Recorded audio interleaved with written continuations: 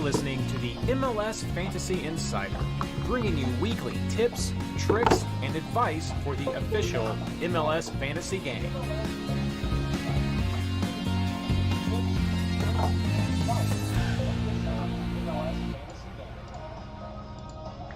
All right. Hello, everybody. Welcome to our live stream for tonight. I have messed up my little chat window here. There we go. The mute button. That's what I was looking for. Yes, thanks for joining us tonight, everybody. For the little delay in when we do our normal podcast, we did that because we've got Schuyler with us. So he was available on Tuesday. His son was at a soccer game, so it works out great with this being a Friday start. So let's check. We've got 14 people in stream right now. I'm sure that will... Well, the social media has already gone out there on Reddit, so if anybody has not already, definitely appreciate any shares that people want to do with the social media. And let's see here. I'm going to copy that one more time. Just saying we're live. And we're live. So yeah, please do retweet one of the shares that we have out there, and we'll get going and prepping for this upcoming round 18. It's a good one. So don't worry, everybody. I have the recording started. That was Ashley made sure I had that good for tonight since she could not be with us. But if everybody's ready, we're just going to kick it off right now.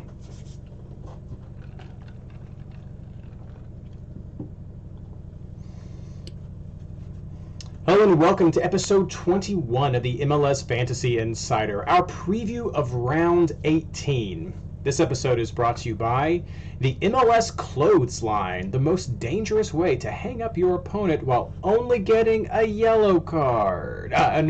Sorry. No, actually brought to you by the amazing Patreon supporters of the MLS Fantasy Insider and MLSFantasyBoss.com. I'm your host, Reid Connolly from MLS Fantasy Boss, and tonight I'm joined by our co-host, Blayne Riffle. Unfortunately, Ashley could not be with us tonight, but we do want to also welcome our two special guests.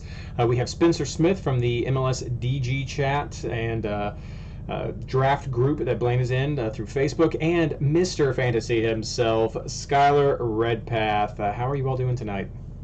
I'm good. Fantastic. Glad to be here. Doing well. Too kind, Reid. Keep it coming, man. hey. I mean, you've got the display in the back that proves it, and you're our insider this year. So we always appreciate it, Schuyler.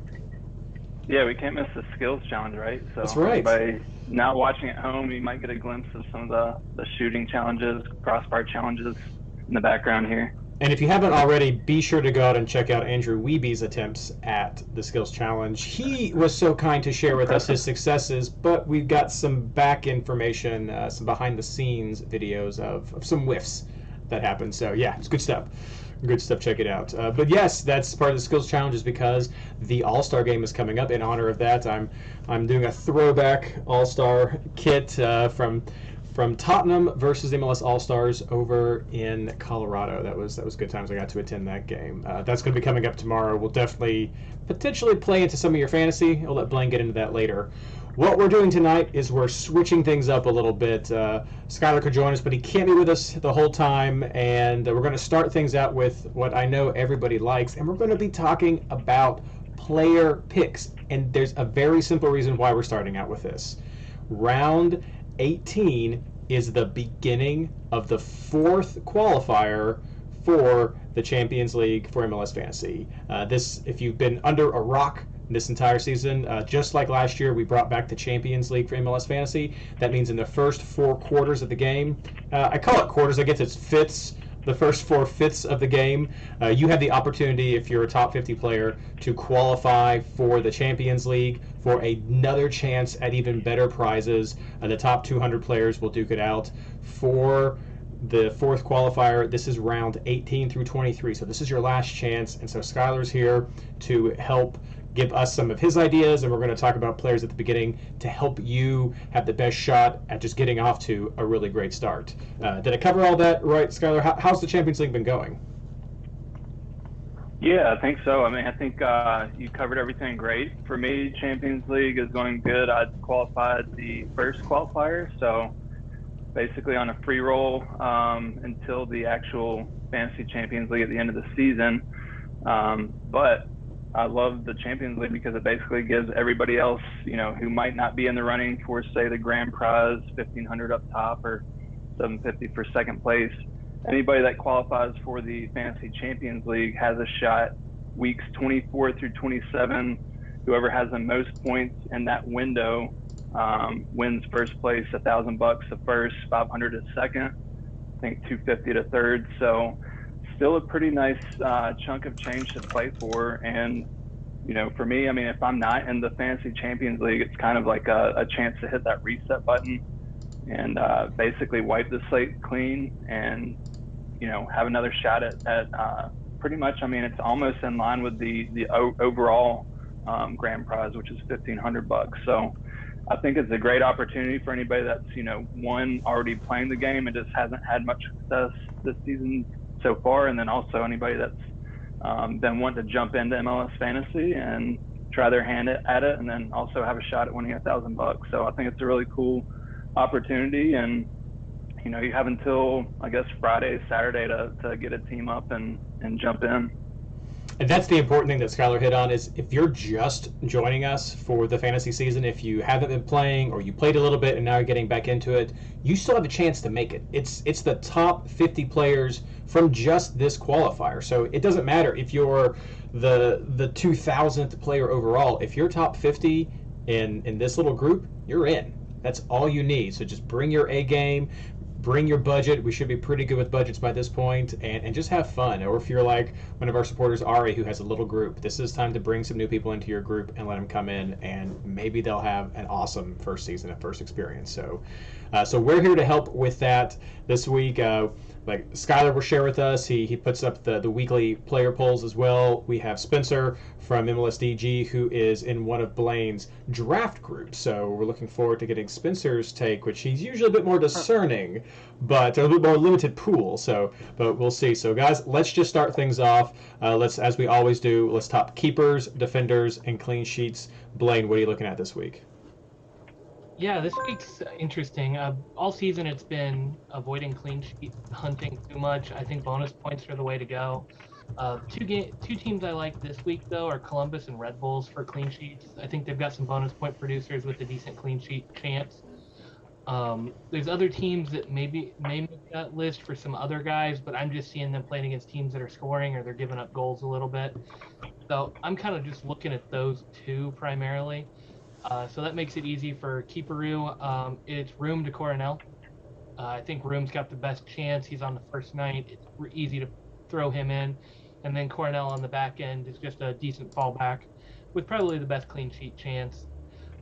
Sticking with those teams, Mensa's going to be on there. Mensa's one of those guys that's just putting up bonus points and has a chance to score. And then I've been really high on Gutman for Red Bulls. I think he's been playing well. He has picked up the Madranda clean sheet a couple of times, which is nice to get as well. But I've also got to keep an eye on Tolkien and Duncan, depending on who starts and kind of some rotation there. But all three of those guys are quality options. I just feel like Gutman's got the most going forward of any of them. But he got injured and kind of fell off the radar, so these other guys get a little bit more talking time. But I think Gutman's got probably the best chance, and I like that early sub out in case they give up a late goal, which he has been doing a lot recently. And then I want to see the lineups. It's between Zusi and Fontas for the third spot on my defense. Fontas is just a solid bonus point guy, quietly putting his stake on the Defender of the Year title just with his passing and everything, and he's really lighting it up in fantasy for us. But if it's an offensive firepower game for Kansas City, Zusi is getting more and more involved in the attack, always a chance for assists and crosses. So it's between those are my three teams I'm looking at, and then it's down to the lineups a little bit and who's going to get me the most bonus points from those. But that's where I'm at on defense, and then obviously my two scrubs are always back there. There we go. All right, Schuyler, what do you think? Yeah, I like a lot of what Blayne said there. Definitely like focusing in on the crew early on. Eloy, Room, and Mensa are definitely two that, I'll probably end up putting on my bench, just seeing if the keeper works out with with Room. And then Mintz is a tough one because, I feel like he's got the ability to earn enough bonus points to where I could just probably slot him in the lineup and use that switcheroo off my bench with somebody else. Of course, I rolled the dice last week with Nathan, and that backfired.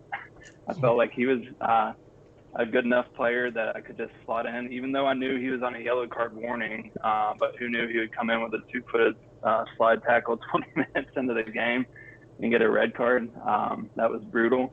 But no, that was on me to put him in my lineup. I don't know. I mean, I'm sure there's other people out there that think like this, that have this thought process, but I'm like, in my head, and I'm thinking, okay, this guy's on a yellow card warning. Like, he's got to have the coaches in his ear, like, play it safe. Don't do anything dumb, whatever. Don't get another yellow card so you miss a game. But obviously, I mean, these players are professionals. They're going to go at it 100% no matter what. I mean, not to say that he shouldn't have, or that he should have gotten a red card, but that was rough. So anyways, back to the crew. But yeah, I think Mintz is probably good enough to where I could probably just start him. He might be a switcher candidate. Then after that, I like Coronel from Red Bulls. I like Tolkien a lot. He's coming off a big week and he's still relatively reasonably priced. And then if you get down to it to where you're really running the bench plays and waiting until the last minute to see how everything plays out, and I think the Seattle options, I'll say Cleveland. I know Fry is back in training. I don't think he's been cleared to play yet, but Cleveland, and then their defensive options. I love Arriaga. I mean, obviously that goal might be a little bit of an outlier this past week, but he had a huge week. And then in that same price range, Roldan, probably not going to get the same kind of bonus points that Arriaga might be able to pull in, but he might have a little bit more attacking upside. So kind of pick your poison with those two. So yeah, I mean, it's pretty much Crew, Red Bulls, and Seattle that I'm looking at initially for my defensive options. All right, Spencer, who are you looking at? Yeah, so getting off with the clean sheets, I think that's been just too difficult to guess this season. And especially as of recently, they just haven't been happening in the consistent level you want to bank on. Honestly, the only team I really see potentially getting a clean sheet is Seattle, and that's also really dependent on how much their defenders play in the All-Star game as one of the things that could impact them. But Seattle just has the depth, and I think it also speaks to how bad Portland has been recently. Yeah. And so I feel pretty comfortable saying, hey, like, I can have a guy or two from Seattle in my back line. They've proven to come through time and time again. When I look at my goalkeepers, though, I think it's tough to say with the Fry return of who could be starting there. I really liked Melia. I think he had a man of the week performance this last week, obviously, in Minnesota after the red card. But I'm also going to throw out, I actually really like Sean Johnson, NYCFC. They're playing at home against New England, and that's a tough matchup, but that's also minus Heel. Buchanan, we don't know if he's going to be back in time for the game, and Bo is going down, Turner's going down, so they're going to have some travel there.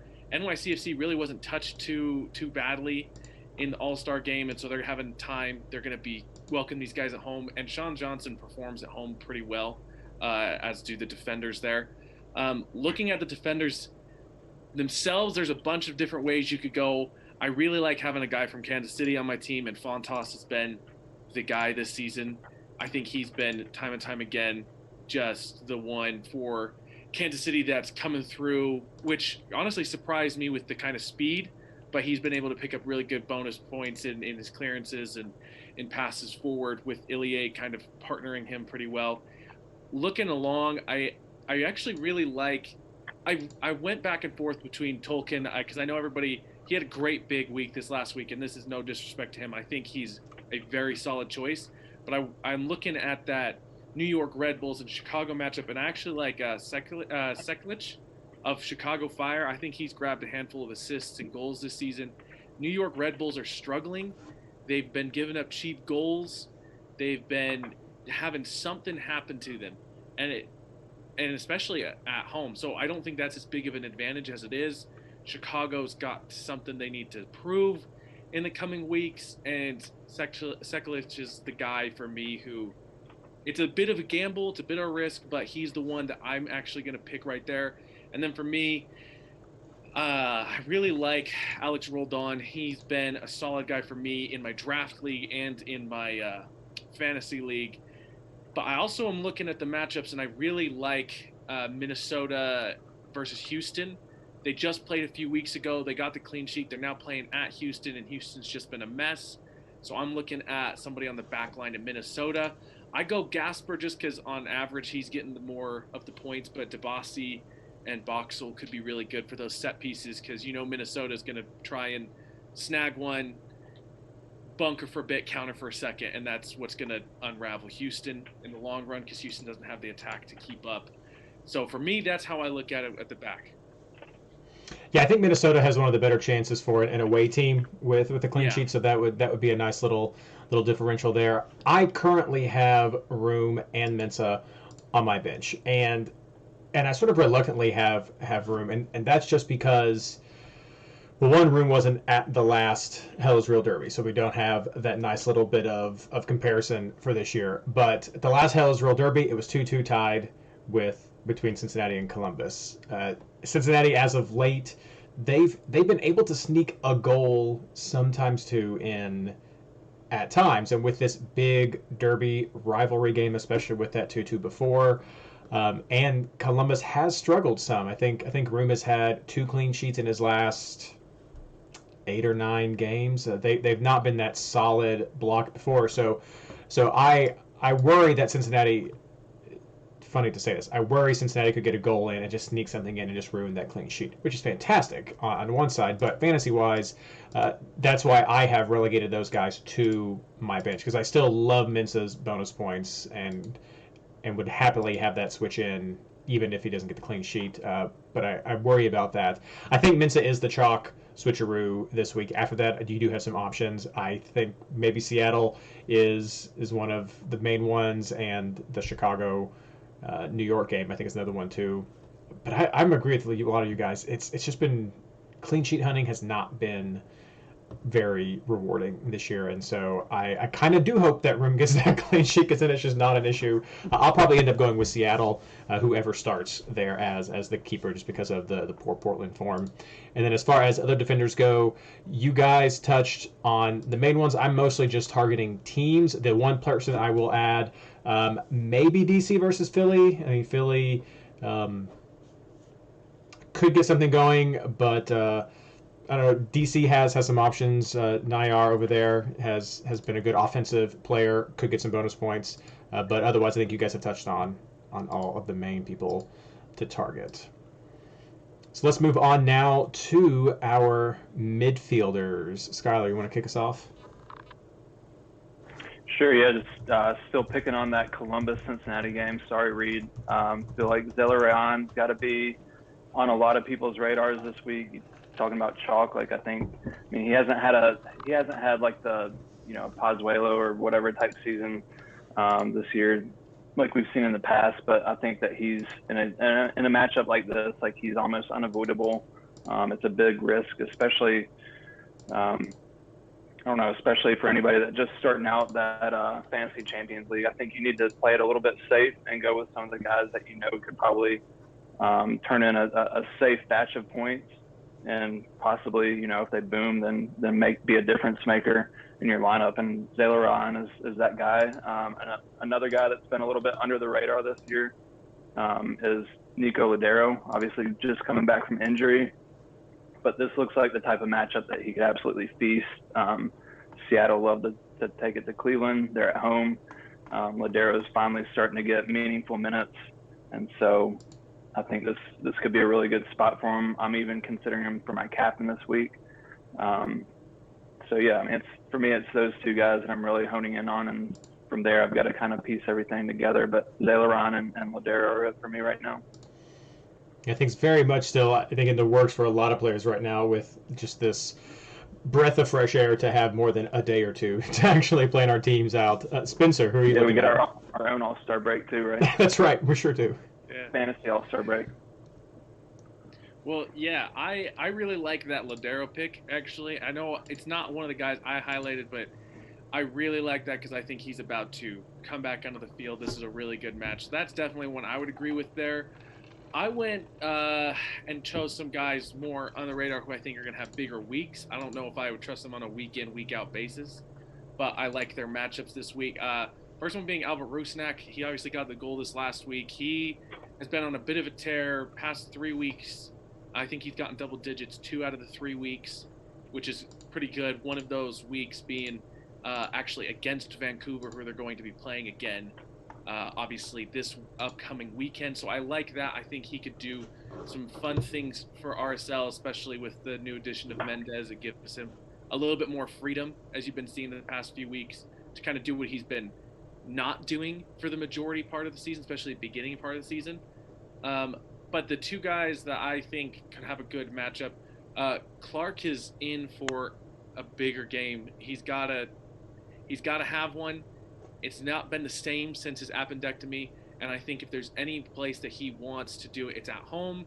They're playing Chicago. Chicago could be the one where it could all work out. The Red Bulls can click.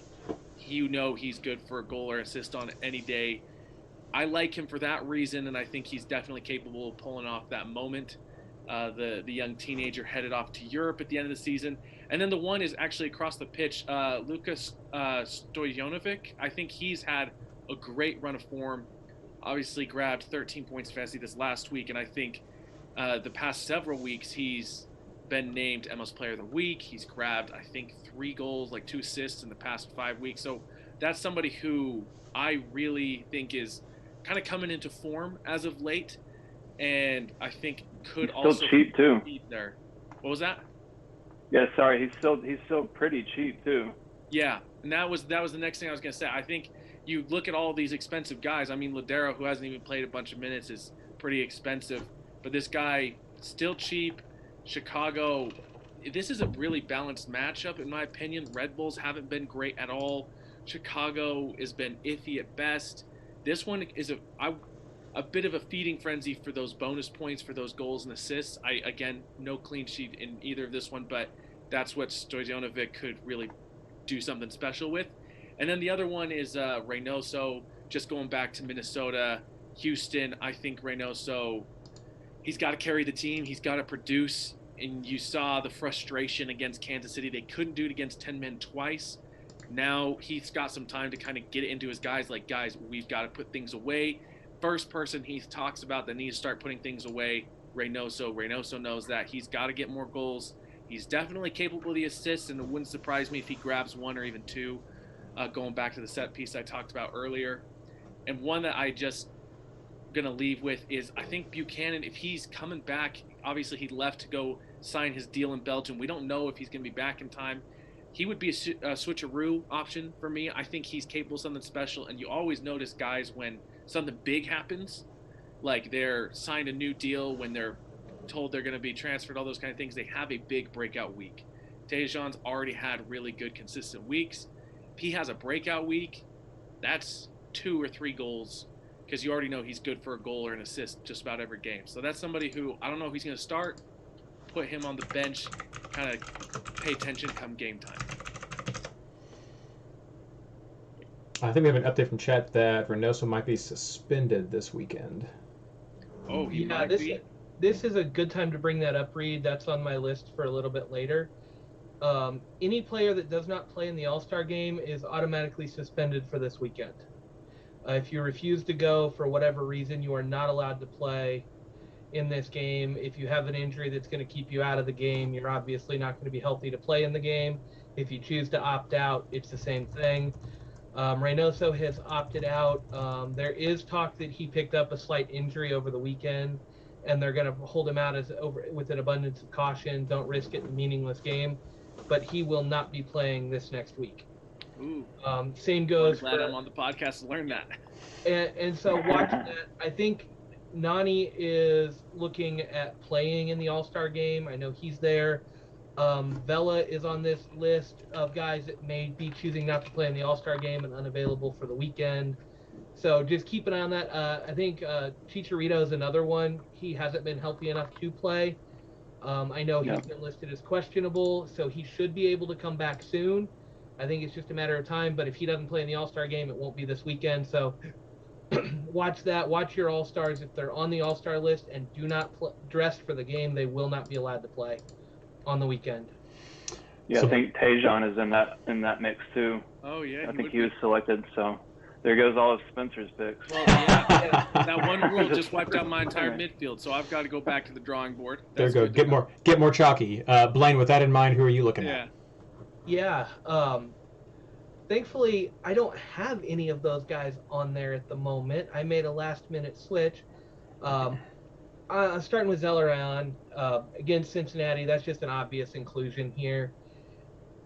Columbus needs to get something going sooner rather than later, and I think this is a game where they can really turn it around. One that I haven't heard enough of yet is I'm going to keep riding with Moreno from Atlanta. Atlanta's hot. He's been getting the points, and the last 2 times they've played Nashville have been 2-2 draws. So Atlanta has scored against Nashville consistently, so I'm not worried about them in this game. Joseph is back. That's going to bode well for everybody on the team, and I just think Moreno's got another big week in him. For the same reason, I'm going back to Mihailovic with Montreal. I don't trust Toronto's defense. I haven't all season. Mihailovic has been putting up solid scores pretty consistently. I think in the absence of some of the big names, and when we're kind of searching for players, I think he's got a better chance than most of getting good points.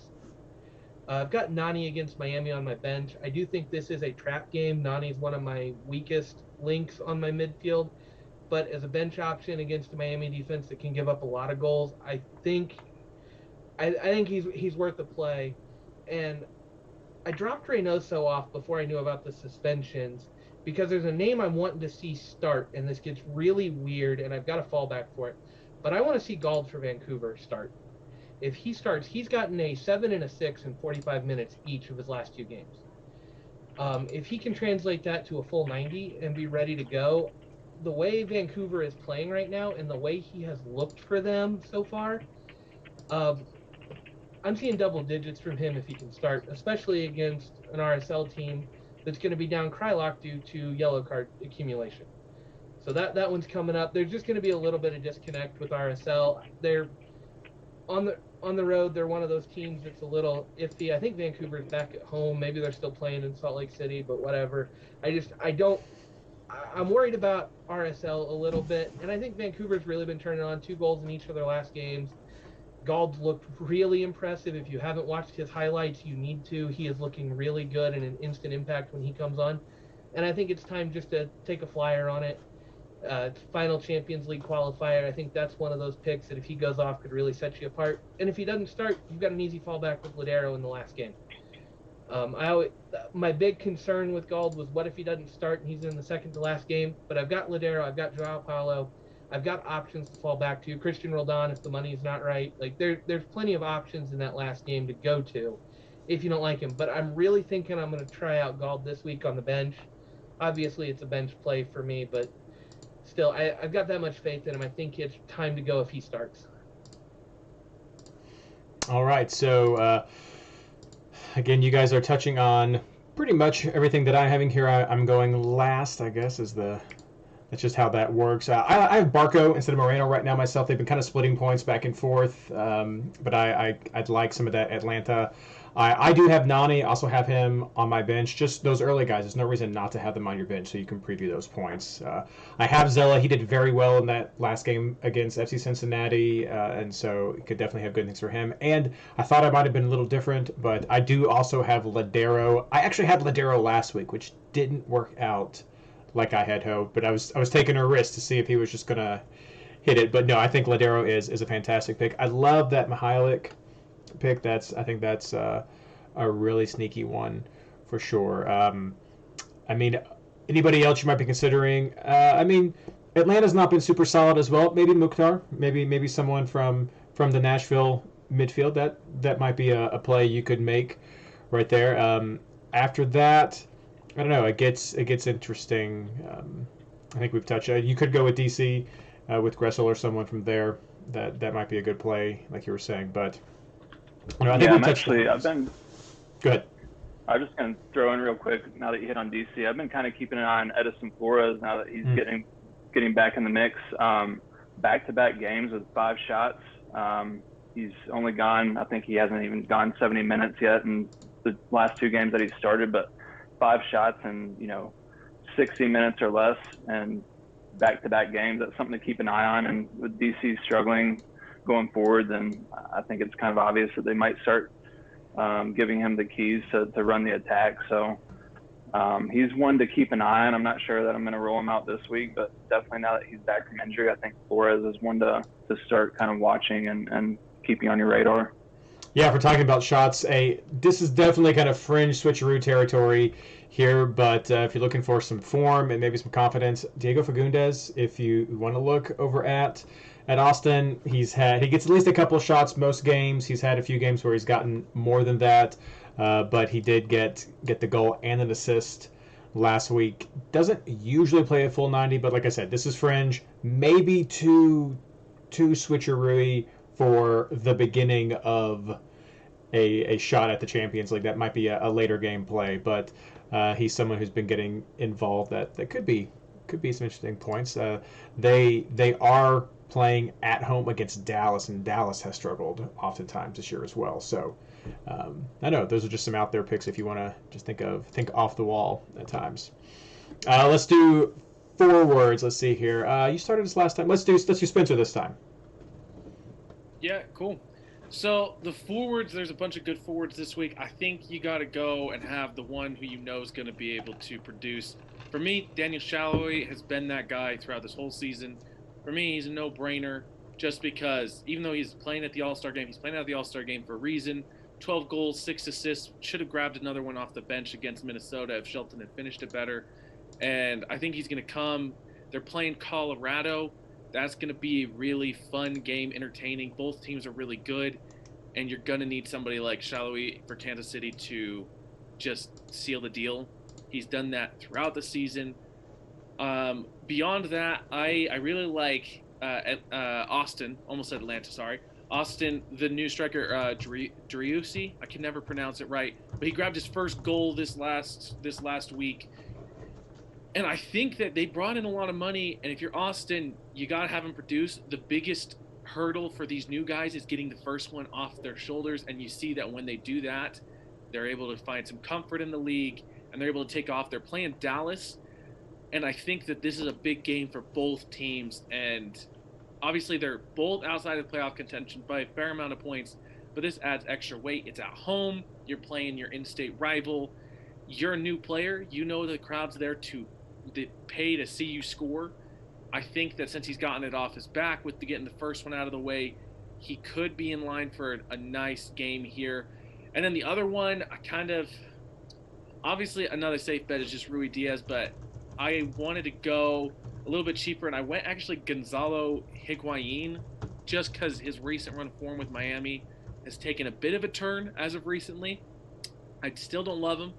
I think that he when he's not on his cigarette break, is somebody who can show up, and he has showed up the past little bit. He got 10 points this last week. He's starting to grab a couple more goals, and they're becoming more consistent. And so I think in this another in-state rivalry match, they're playing Orlando. Of course, it's at Orlando. This one makes it where I'm a little hesitant because Miami has a hard time showing up even at home. And so away at Orlando, they've got a great stadium. But I think that because Miami has kind of started to shift, things have started to click, albeit small. It's still clicking, and Higuain's a part of that. So he's somebody that I think could grab a goal this weekend. Nice. Schuyler. Yeah, I actually like all of those. I've been riding the Siggy train for a little while. He's been a little bit of an under-the-radar pick that's produced the past couple of weeks. I think he got me 10 last week, and not too many people have been rostering him. Maybe because they think he's out of shape and smoking too many cigarettes. I don't know. But the guy's, he's there for a reason, kind of like what Spencer said. Like, they brought him in to score goals and produce goals, and he's been doing it lately. So I don't mind that pick at all. I especially like the Driussi pick that Spencer shouted out. Like you mentioned, he's opened his account. I was a little bit concerned after, I guess it was 2 weeks ago. It looked like a pretty nasty challenge. Studs up on him. It looked like his knee turned the opposite way. Like, I don't know how somebody just bounces back from that and starts the next game. I think he went 90, scored a goal. And so, yeah, I mean, he was out. I was stalking his Instagram earlier. He was out flexing in his custom Lambo. Looks pretty sweet with the blue custom seats and everything, blue steering wheel. And looked like he was just living his life out there, like taking in the Austin scenery, or I don't know if he's in Austin or maybe the surroundings, but looks like he's having fun. And yeah, I mean, I don't know about you guys, but I'm like, I like to check up on my fantasy guys, like on social media, and just make sure that they're in like the right mindset and stuff, and you know, make sure that there's nothing crazy like they've. Oh, that's a good idea. I don't know. Next level. So I don't know. Yeah, it's a little bit. It's a little. Some people might think it's a little bit cheesy, but I actually think that, you know, you can kind of get a little bit of a vibe of how the mindset that people are in. If, you know, if they're not posting, or if there's somebody that like Kai Kamara was one that would post all the time, especially on game day, like if he was feeling good and stuff. And then if he doesn't post something, and I'm like, what's going on with Kai? And then next thing you know, he doesn't start. So I'm like, okay, well, maybe something was up. I don't know. Just maybe a little bit of a nugget of mine that I like to kind of keep in the back pocket. But anyway, yeah, Driussi, love that pick at home against Dallas. Big Texas, I guess, soon to be rivalry matchup. And so I like him a lot. And he seems like one of those players that's like not necessarily a true number 9 like goal scorer, but also kind of a guy that could tuck in and play number 10 and pick up a bunch of bonus points. And so I love that from a fantasy forward aspect, like the guy that's not just super goal dependent, but can also pick up bonus points here and there. Driussi seems to fit that mold. And then, yeah, like Shallowy, I mean, guy's just on fire right now. I mean, I tried to avoid him early in the season. I was like, it's just kind of a flash in the pan. It's not gonna keep up. And sure enough, here we are. The guy's in MVP conversation, and it just feels like that's kind of like fueling the fire for him. Like he's week in, week out, he's producing. And so I think as a fantasy manager, you gotta sit up and take notice of that. So a good matchup at home against Colorado, like he's definitely in the mix for me. And then Rui Diaz, I'm not sure. He's not on any kind of international. He's on the TV behind you. Call it. Yeah. Yeah, there he is. Hey. I don't think he's called up for international duty. Somebody correct me if I'm wrong, but yeah, I mean, matchup at home against Portland. I think when I was doing the Predict 6 guide a couple of weeks ago, there's some crazy stat where he had a hand in, I don't know, 10 of the last 14 goals that Seattle had scored against Portland. Like, that's just nutty. And that was before they played a couple weeks ago, and I think he had 2 goals that game. So the guy just loves to take it to Portland. So I'm probably going back to the well with Rui Diaz there. And he's a guy too that I'm, you know, probably gonna have just sitting in my lineup just to kind of have that switcheroo option available. He's the last game of the week, so if my bench options fail, then he's right there. And I feel, and you know, he's probably gonna be one of those guys that you're gonna be sitting on a guy that has like 5 or 6 points, and you're like, should I just let this guy on the bench roll in, or should I give Rui Diaz a shot at getting it, you know, 10 to 14? But yeah, those are the main 3 for me. Driussi, Shallowy, and Rui Diaz, I think are all great targets this week. Blayne, you have some different names. Yeah, and I've been all over the place with forwards. I do want to throw something out here. Reid, when we do this weird schedule again, we need to do the housekeeping for injuries first and all that, because we are getting ready for a lot of craziness, and this is where Rui Diaz comes in. September 30th, so Monday, starts the next international window. That's the next FIFA break for games. I don't know if our guys are going to be traveling. I don't know if MLS guys are going to be released early or if they're going to wait till Monday to try to travel. But there are a lot of names, and Rui Diaz is one of those that could be released. And if they want him to travel over the weekend, watch your lineups on that. But on that, Shallowy is potentially going to be called up by Hungary this time. His form this season has put him on their radar. there's a very good chance that he is going to get called up. So I'm kind of watching those. So that's why I've got some different names out there too. Is I don't know what's going to happen, and if guys start leaving early, we've got issues. You don't want Rui Diaz in the last game of the week with no fallback if he gets called out and he's not playing. I believe that fallback is called Will Bruin. Thank you very much. Or Freddie Montero. Yeah, probably. So yeah, that's where some of my different names came from. Joseph Martinez was one of the first guys I added. Nashville's given up 2 goals to Atlanta the last 2 times they played, both this year. He's looked good coming back. He and Moreno and Barco are a pretty good trio attacking-wise. I think he's getting back in form, and I just don't trust the Nashville defense quite as much. I've got Bo in there still. With Buchanan and Heel both out, Bo may get dropped for somebody else. And there's too many good options. Reid's got one of them I'll save for him. Rui Diaz is definitely one of those options I could fall back to. Shallowy's another one, depending on who's here. But the other name I threw out there is I really like CJ Sapong again. We've been bouncing around. There's a lot of guys. I don't think I can put him over starting Rui Diaz, but I don't know. His record lately is insanely good. I mean, a 7, a 14, and a 7 for his last 3. I mean, then he had a 1 when he was a sub in, but then he had 2 games before that. He had a 14 and he's got a 12. I mean, he's got 3 double-digit games since he became the starter, and he scored in most of those. It's one of those. I don't think we can overlook him, and Atlanta's given up 2 to Nashville the last 2 times they've played, and Sapong has looked good in all the games he's played. It hasn't always translated to getting on the score sheet, but he's looked really good. And I think he hits more often than he doesn't as the starter in this team. So I've got him in there right now. This is assuming both Shallowy and Rui Diaz aren't available, but I think I would drop Bo before I would drop Sapong this week. So Martinez and Sapong are my 2 kind of top ones, and then it's Shallowy and Rui Diaz fighting it out, assuming neither one of them leave early for call-ups. I think I like Rui Diaz just a little bit better. Colorado's defense is really strong. And Seattle just took it to Portland a couple of weeks ago, but that could be one of those revenge games where Portland really tightens it up and doesn't give up anything. They may not score either, but yeah, I can see this one being a bunker and a really hard-fought 1-1, 0-0 game type of thing. So I'm worried about a little bit of a trap there with Rui Diaz, but those are kind of the names that are circling my team, and I'm flipping them in and out, and it's just going to kind of be a lineup decision when I see who's playing and who's not. I know it's been talked about in chat. Is DK back? I know he's been injured. If he's back in that first night, that's a great bench option to throw out there.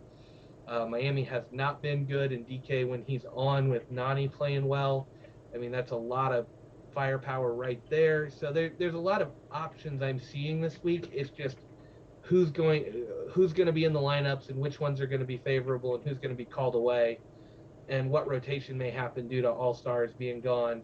It's just there's a lot of fluctuation here, but those are the names I'm focusing on, and I guess that is quite a bit different than a lot of what I've been seeing lately.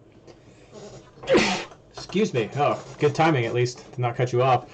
Yeah, so for me, some of the chalk, I've got Rui Diaz, I've got Shallowy right there. I can definitely make pivots if players aren't available. The other names on my short list for a third player, I thought about J-Mart, I thought about Sapong, I thought about Ola Kamara, or Gola Kamara, as Ari likes to say. Who I have right now is Castellanos right in there. I love how much he shoots.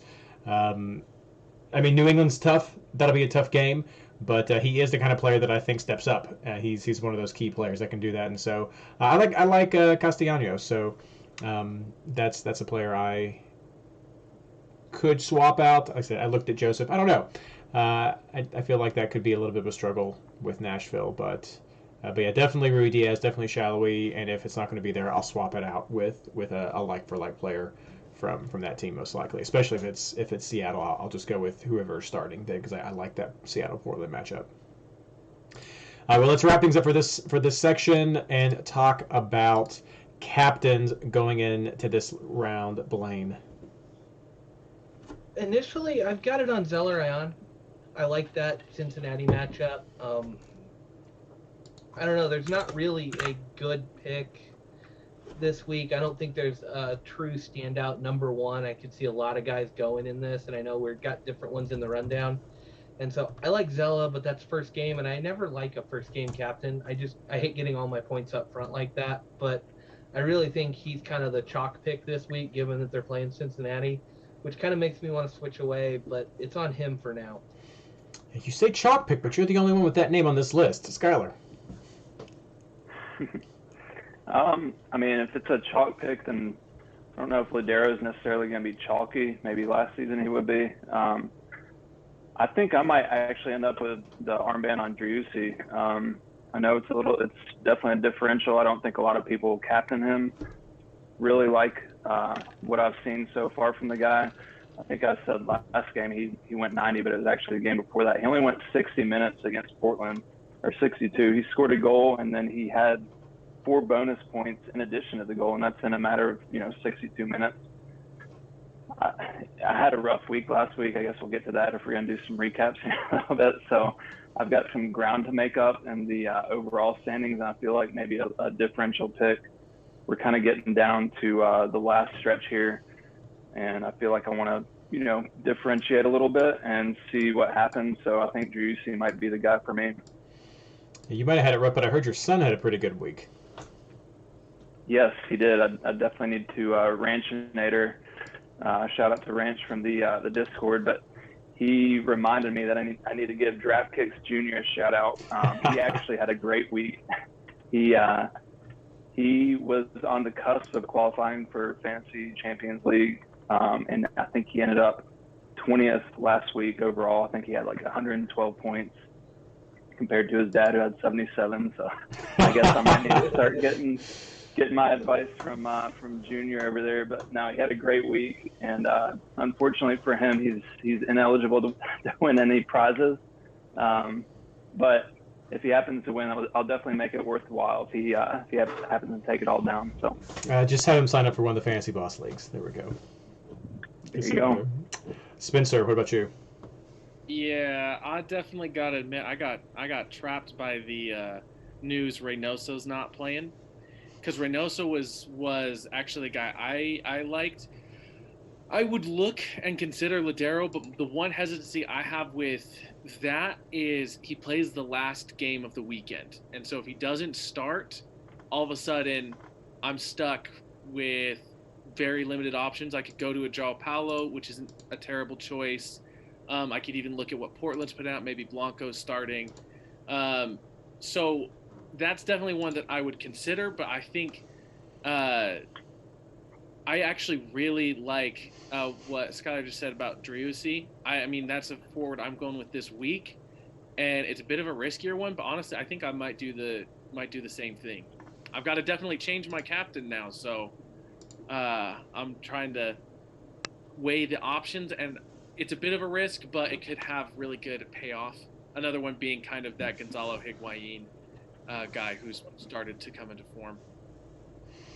Yeah, interesting options. I also have Ladero. I am always wary of those last games, like you were saying, Spencer, but I think Portland's a team that you can kind of bet against right now, and with Ladero coming back into form, I feel like he's back into form. He didn't get the points for me that would have won it last week, but he's getting back there, and so I like Ladero. I like that flyer, and so that is who I have the captain on right now.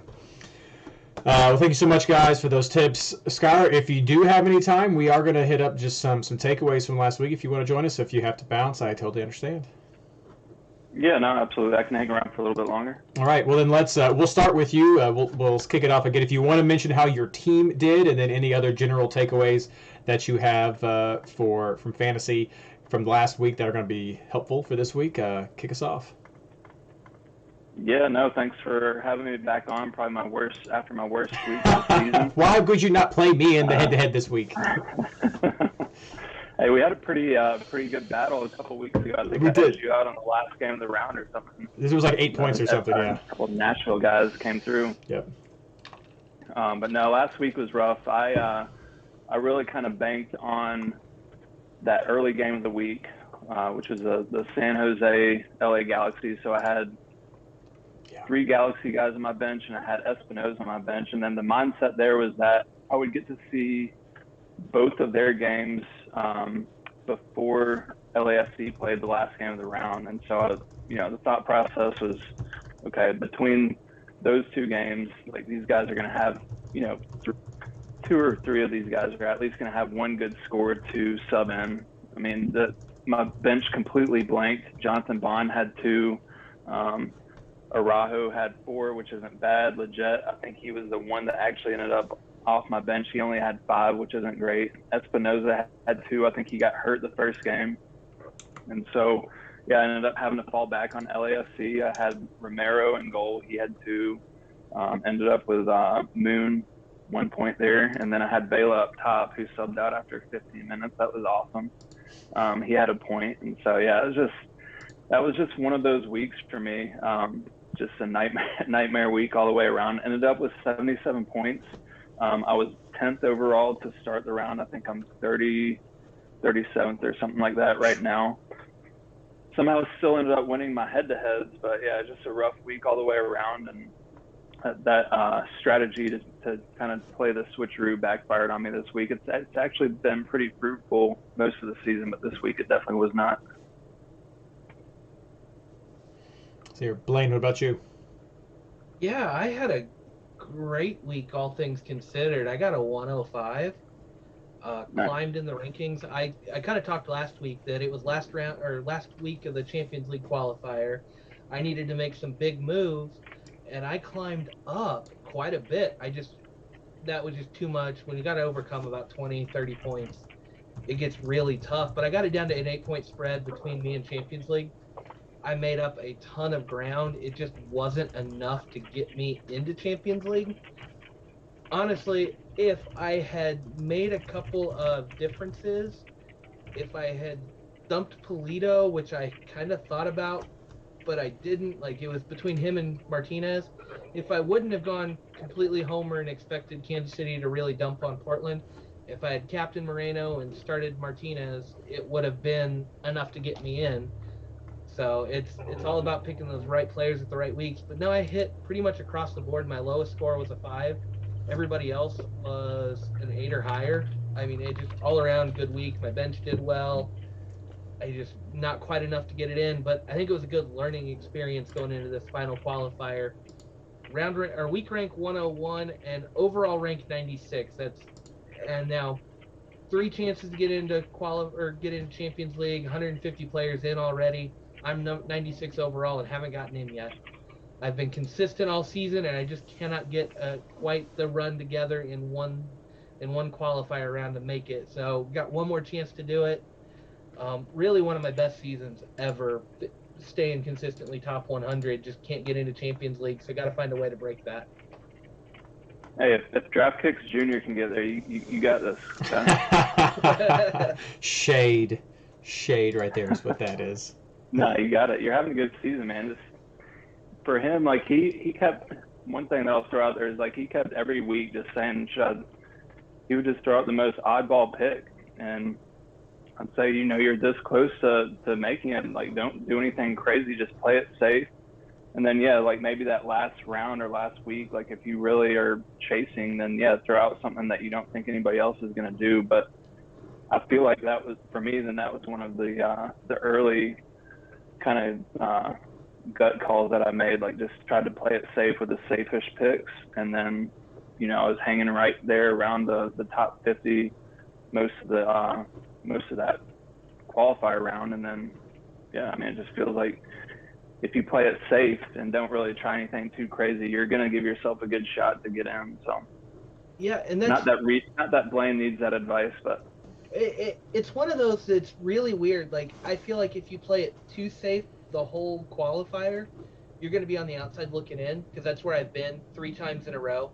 I haven't made the crazy moves to really propel myself into the top of the qualifier round, because all of my moves have been super safe, super by the book, kind of what we would expect from the overall fantasy game. And that's why I've got an overall rank of 96. I have done really well this season, but I haven't put together a string of games in qualifiers. to really push myself in. So I like having this conversation with everybody able to hear, because I'm on the outside looking in still. I want to get in. I know a lot of other people want to get in. I don't think you can play that super safe, finish top 50, top 100 strategy all the time and guarantee you're going to get into Champions League. Now, there are 150 people out of the pool already. So my top 100 status means I'm really top. It's really top 250 that that I'm competing with now, but 150 I'm out. So that really thins out the top end pool, but still, there's no guarantees in this game. One bad week can set you back. So I think it's finding those differentials that are safe and are primed to go off and have a better week. It's like last week I was talking about it. I love Jack Price. I've got Jack Price in my draft team. He's a consistent, solid scorer.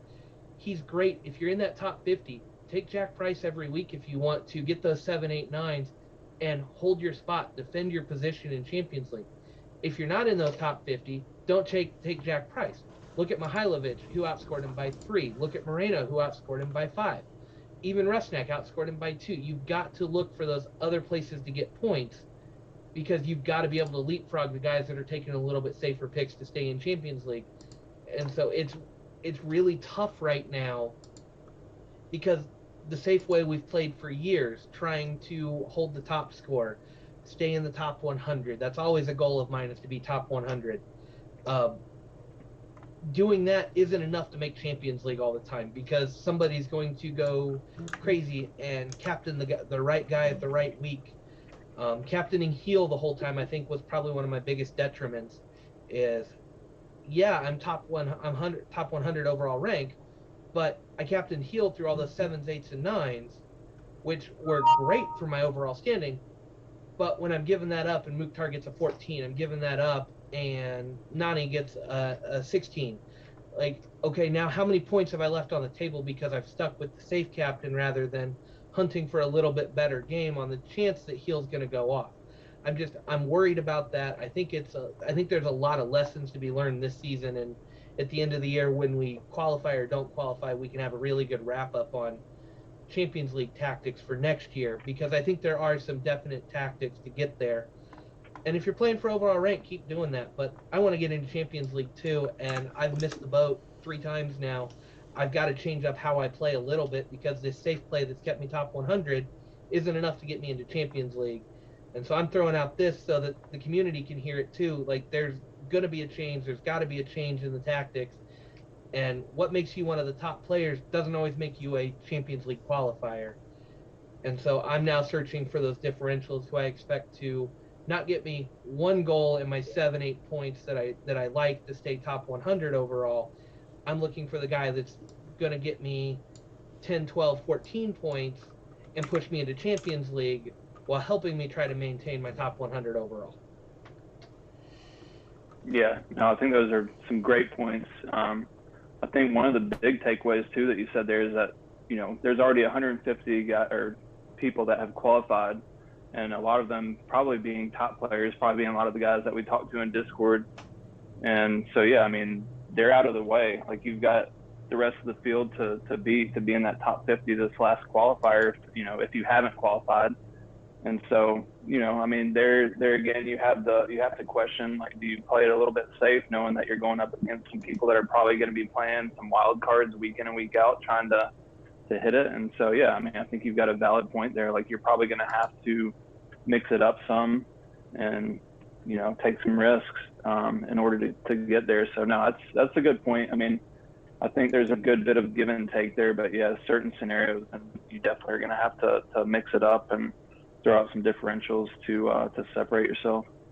Yeah, that's what Spencer Savage does, and he made it into the Champions League in this last week, so Ashley shared that with us. I wanted to pass that on. So other results and takeaways. What about you, Spencer? Yeah, no, I really like everything that Blayne said right there, because I think it takes a lot of risk if you're wanting. It depends on the goals that you have. Like, if you're playing overall, of course, I echo everything he said. One thing that I think as well is I think so many times we get caught up on big names. And I think, it again, kind of going down that safe route, is we think that we are being unique by changing from, I'm going to go from heel to Pozuelo or Pozuelo Ladero.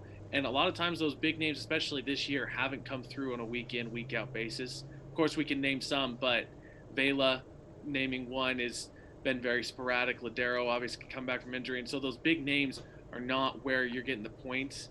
I think that's where you got to do what Blayne said and look at like the Mihalovic, look at Ezekiel Barco as somebody who has consistently over the past few years started to go down, like just not be consistent, who's actually finding consistency post-Olympics.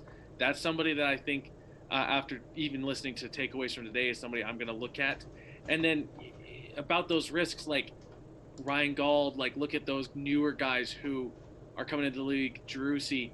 It's time to kind of expand those horizons, learn a little bit about the teams that are unfamiliar to you, see their matchups, and kind of being able to take advantage of, oh, hey, like I see that we've got this matchup going on.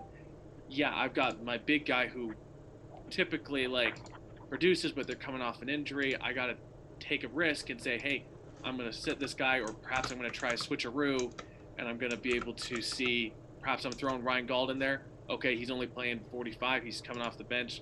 Pull him out. So it gives you flexibility by not sticking to those names. It's a little bit out of your comfort zone. It's a little bit out of my comfort zone. But those are the weeks that I tend to do better, if I'm being honest, the ones where I'm taking more time to break down the opponents. I'm looking at the players, even getting down to the psychology, like Schuyler was saying, like look at their social media and stuff. Like if you want to take it that seriously, like this is definitely something that people can predict, but it means taking some gambles, taking some risks.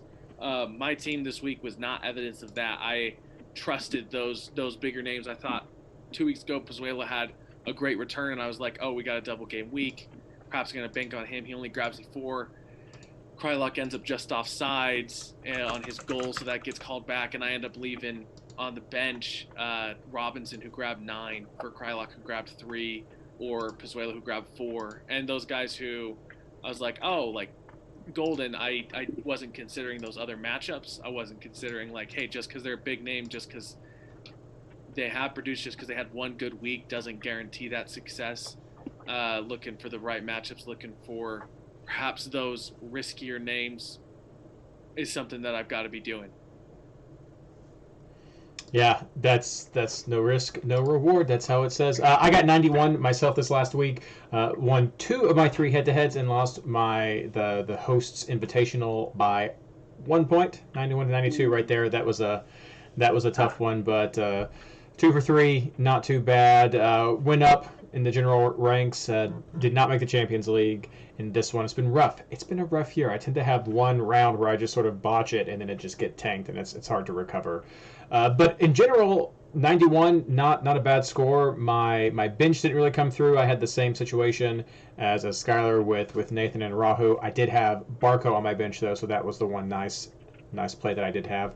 Otherwise, the other disappointment was Ladero, only getting 2 points for me there. I hoped a little bit more from him, but I mean he's still coming back. I still like him for this next week. Just some of the general takeaways I had though, just to wrap this section up. I like what I saw from Kay. He's been coming on more for Colorado. They're going to be building the team around him. He got 8 points last week. That was nice to see that result. So he's one to keep a look at. I just like that I have an alternative than Price for Colorado. We already touched some with our picks. Miami's been consistently scoring, so be sure you're not sleeping on what's going on in Miami or trying to bet against them like we used to do. And then I also want to mention Monteiro. He's back for Philadelphia now, but he did not have a fantastic round either. So just be careful if you're looking for some of these go-tos and you see a name that's popped up again. Check some of these results. People are coming back in.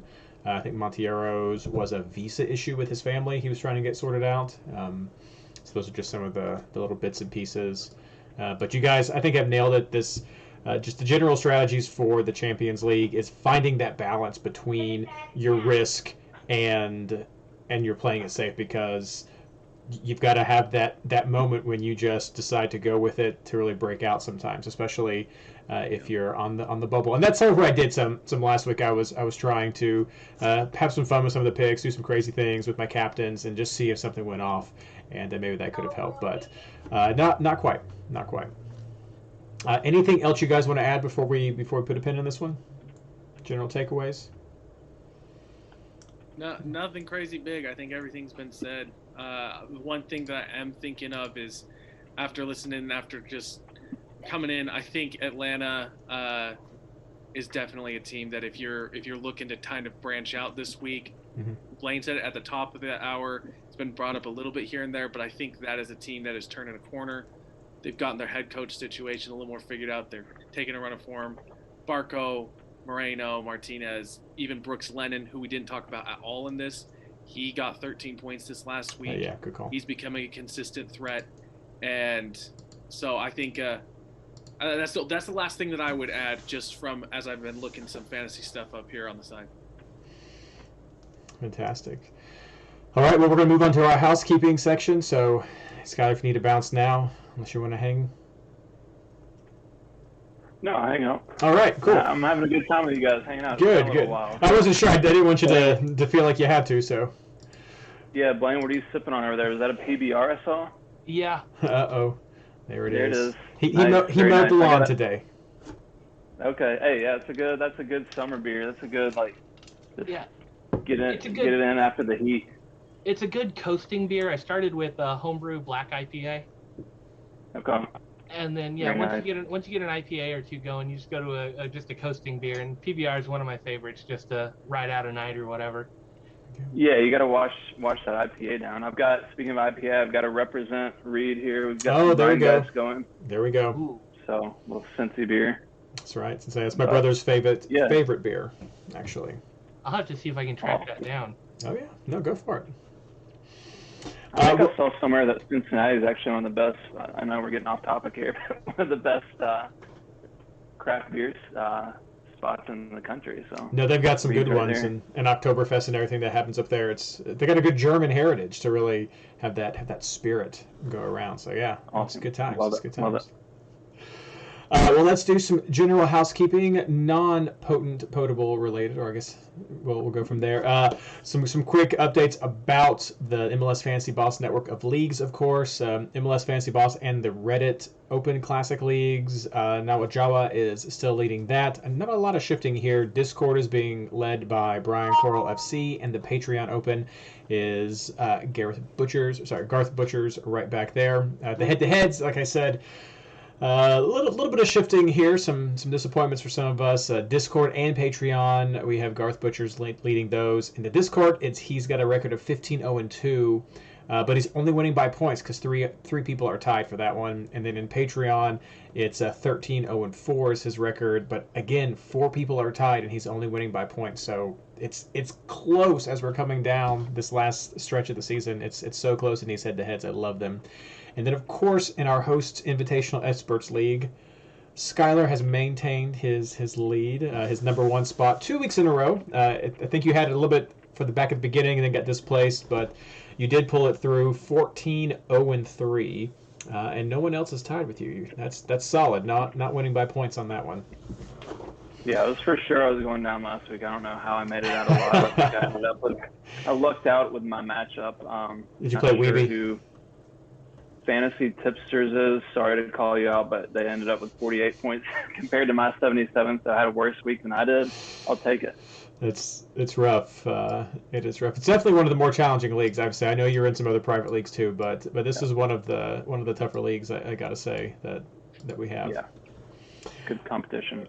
So yeah, thanks so much. And like we mentioned before, this is a prize league. A lot of these leagues that we have here, MLS gift cards, and so you can still join anytime. Just make sure you sign up with the eligibility link that I have at MLSFantasyBoss.com because we do send some things out.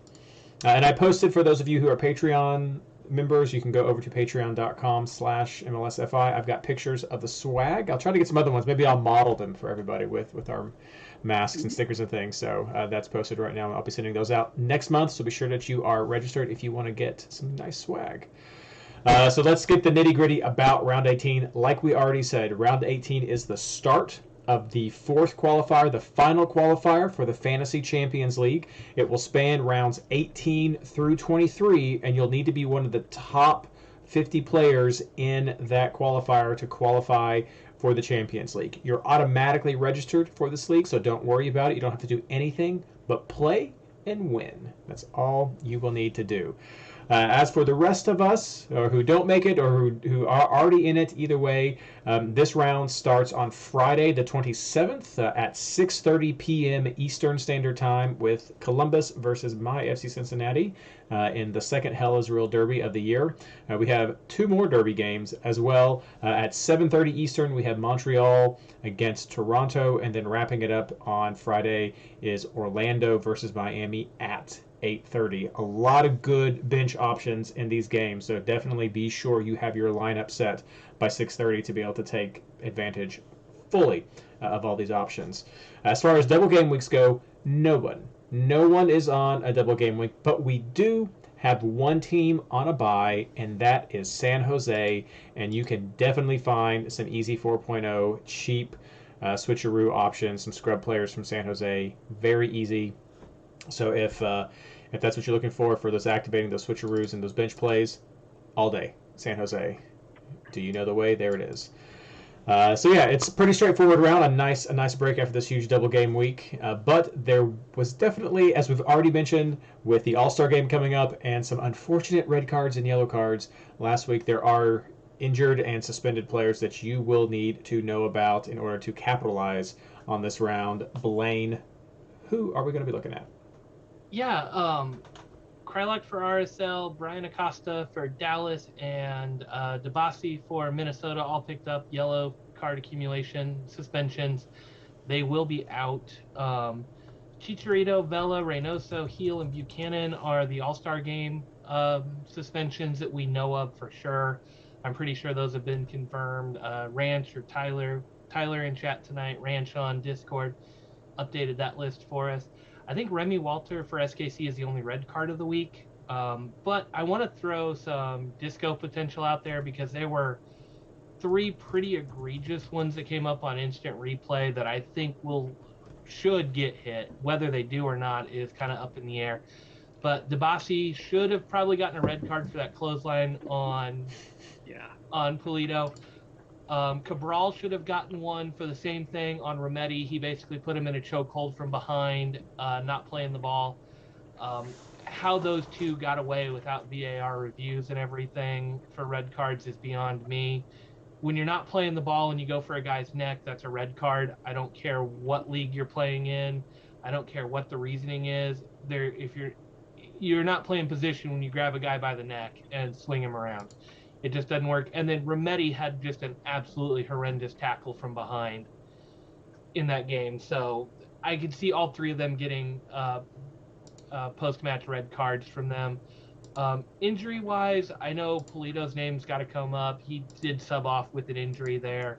Maybe he was milking it for time, but he did look hurt in that one. Ladero being back is a big one. Blanco's the same way. Both of those guys are getting more and more minutes all the time. Whether they start is still kind of up in the air, but definitely keep an eye on those guys as they're coming back. I like to keep a little bit of positive news when I know it's there. World Cup qualifying for CONCACAF starts next Thursday, first set of games. Not sure when players are going to leave their teams. I don't think we've got rosters quite yet for any of them. I'm expecting Monday to leave, but Monday travel to play games on Thursday can be a little rough when you haven't practiced with your team. So I could see guys leaving as early as Friday or Saturday to try to meet up with their team. So keep an eye on that when rosters come out. Check lineups when that comes. Same with the FIFA window. August 30th through September 8th is the next FIFA international window, and you cannot deny a call-up if a player wants to go at that point. So a lot of these guys could be called up. I know I said Shallowy earlier is on that list. We've got a lot of guys that do go to Europe and play. With COVID and the Delta variant going around, entry requirements, quarantine stuff, all of that can take longer. So keep an eye on who gets called up. I haven't seen any rosters come out, but keep an eye on who does get called up and when they potentially leave their MLS team to go. If they are set on playing, they may leave a little bit early to make sure they get through all necessary medical procedures to play at that next one. So it's kind of up in the air. I think most players are going to leave after this game week, but I don't want anybody caught in the lurch thinking they're going to have a guy there who's ends up leaving a couple days early. And yes, Ari, Debasi is out regardless of what Disco does. He did pick up a yellow in that game to get that. But I think it could get upgraded to a red, which puts him right back on yellow card accumulation warning as well if they retroactively change that yellow to a red. So we'll have to see. Or it could just turn into a 2-game suspension, which who knows. But that's what I've got. Call-ups are going to be huge going forward. I think this is the last week we don't have to worry about it. But again, I think we're going to see some guys leave a little bit early, so I just want to get it out there because it's all coming, but we don't have any lineups or rosters coming out yet of who's getting called up. All right. Anything else you guys want to add, Spencer, Schuyler? I got nothing on my end. I think that's a good sum up right there. All right. Well, yeah, I think Blayne covered it. I mean, just if you are rolling with some of these guys like Shallowy and Reid, I mean, maybe have a backup plan in mind just in case they do get called up. I mean, just, most of you guys are all, anybody that's probably watching this or listening to this is into it enough to where you guys are all keeping up with news as it happens and stuff. So I trust that everybody's going to pivot accordingly if news does break that any of these guys get called up. And maybe that just forces you to do one of those crazy picks that turns out to just be Champions League worthy. All right. Well, thank you everyone for joining us tonight. Thank you guys, both Schuyler and Spencer, for joining us. A little bit of short notice and for staying longer than originally we thought you were going to be, Schuyler. That's so awesome.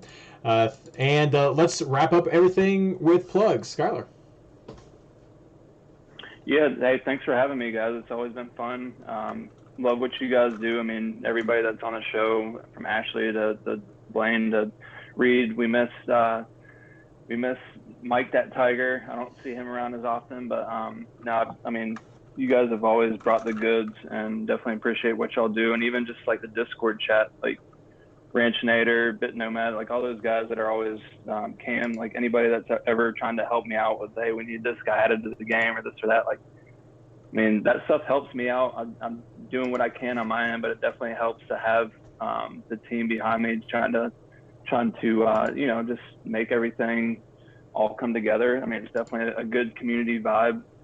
So I appreciate it. And yeah, I mean, like Reid said, I do the fantasy rankings every week. It comes out on MLSsoccer.com, hopefully at least 24 hours before the first game kicks. Sometimes it might be a little bit later than that, but I've said all along, I think I've mentioned it in Discord, like I've always, like this whole season, I've basically based my team off of my rankings. I stand behind them. So what I put out there is really what I believe is some of the top picks and plays for that week. And, not to toot my own horn, I'm up to 37th overall. So it's worked out so far. So yeah, I mean, check those out if you guys, especially, I mean, hopefully it helps people out if they're in a crunch or something and need to cobble a lineup together last minute, then hey, I mean, it's basically like a cheat sheet right there. So hopefully it helps some folks out. And yeah, check it out. It should be out probably Thursday this week. Spencer. Yeah, no, I'm grateful to be here. It's been fun. I listen to only a very select few podcasts. This is definitely one, and one that we've recommended on our own podcast. We were fortunate enough to have Blayne come on at the beginning of the season. I'm a part of, obviously, his draft league, which is a ton of fun, except for my team recently has been hit with an injury bug, and that's not been too fun. But it's been a lot of fun to obviously be on here. Fantasy's a ton of fun. Part of the Major League Soccer discussion group on Facebook, which I'm sure a lot of people have probably heard about from time to time. That's where I've obviously met Blayne from. And this season we started the MLS DG podcast. We do 2 or 3 shows a month. We're able to get a few guests here and there. I've got a great co-host, Avery Gorin, so we'll plug us and be sure to give us a shout out. We aren't as specific as with fantasy, but we try and cover the league as a whole, trying to summarize what happened in the league, kind of also hit the implications of, hey, because this happened, we've got to look at these things that could definitely come from it. Obviously, as we're heading down the stretch, it's been really fun to watch, keep close eyes on as we're heading closer and closer to the playoff season. But again, very grateful to be here. Very good stuff that's happening all around. And hopefully my fantasy team is able to learn something from my time here. Blayne. Yeah, I just want to say a big thank you to Schuyler. We love having our MLS staffers come on the show. We love everything you do. You've been so gracious in taking all of our messages and adding people to the game, and this person's not there, or this score needs to be corrected, or there's this mistake. And we know it's a lot of headache when you get a bunch of it from us, but we're so grateful for everything you do. And we love that you're willing to come back and be part of the community. So on behalf of the community, I'm going to say a big thank you to you for doing this for us and being a big part of this game this year and stepping Absolutely. up. I do know James did leave MLS this year. I don't know if our community has really heard that yet, but he decided it was time to move on in his career. And Schuyler just stepped in and took over for James. I know we had James on early this year, and he did great. And Schuyler's just another guy that's doing the same thing for us. He's an advocate for the community, an advocate for the game, and just a huge reason why this game is what it is still. And so thank you very much for everything you do, and I know the community really appreciates it. Yeah, absolutely. Thanks, Blayne. I've actually got some guys I've got to run and add into the game once we jump off here. So, if I miss anybody, I'm sure I'll hear about it later on. So, but no, thanks. I really enjoy it, and like I said, I've been playing this game for years, and it's a community thing. We all try to help each other out here and there, and I'm still enjoying it. So glad you guys are too. Need to get a headshot in there for Jerusi, so people could figure him out. I know. Hey, that's yeah. I don't have much control over that other than pushing the Fan Hub guys to plug some headshots. So we'll see if I can make that happen. I remember when we did that one year for the Gold Cup a few years ago. We were going through there and adding in headshots for other teams. I think it was the Gold Cup. It was something that was crazy trying to scrounge and be like, "Is this the guy? Is that his name? I don't know. What? Right. Okay, let's try it."